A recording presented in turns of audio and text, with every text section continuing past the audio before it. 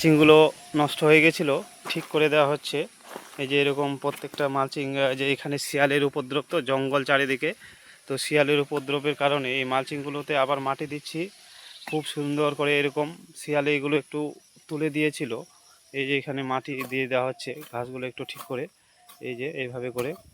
এবার মালচিং দেওয়ার কারণটা কি একবারে আমি দেখাচ্ছি। এই যে মাটির দিয়ে মালচিংটা দিচ্ছে, মালচিং দেওয়ার কারণ দেখেন এইদিকে ঘাস পুরো, এই যে মালচিংটা আছে, মালচিংটা যখন উঠাচ্ছে দেখেন একদম ঘাস, একটাও ঘাস নেই, কিন্তু দেখতে পাচ্ছেন পুরো ঘাস নেই, একটুকু ঘাস নেই, এত সুন্দর। এবার মালচিংটা যদি না দেওয়া হতো, ঘাস থাকতো, এবার ঘাসের কারণে কিন্তু গাছটা ভালো করে গ্রোথ হতে পারতো না বা ভালো হতো না, আগাছায় ভর্তি হয়ে যেত। যার কারণে কিন্তু মালচিংটা করা হয়েছে। এই যে মালচিং মাটি দেওয়া হচ্ছে চাপা একটু, যাতে মালচিংটা না হয়ে যায়, এটা ঠিক করে দেওয়া হচ্ছে। এই যে গাছগুলো দেখেন প্রত্যেকটা গাছে কিন্তু ফুল ফল চলে আসছে। বয়স খুব একটা বেশি হয়নি, মাত্র আপনাদের 60 দিনের মতো বয়স হচ্ছে। তো 60 দিনে গাছগুলোর কিন্তু কোয়ালিটি ভালো আছে। আর এইভাবে করে পেঁপে চাষ করা হচ্ছে অবসর টাইমে।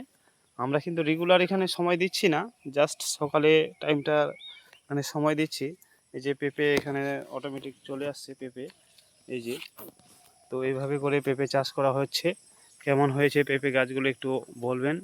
এই যে গাছগুলো ঠিক করে দেওয়া হচ্ছে।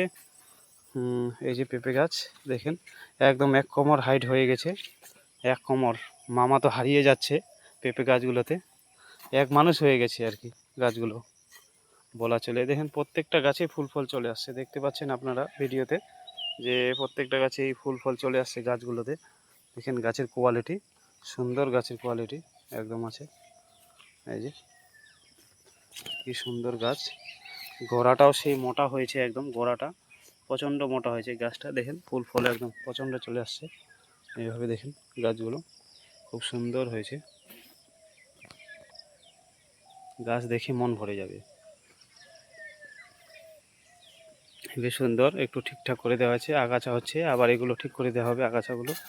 এই যে পেঁপে চলে আসছে।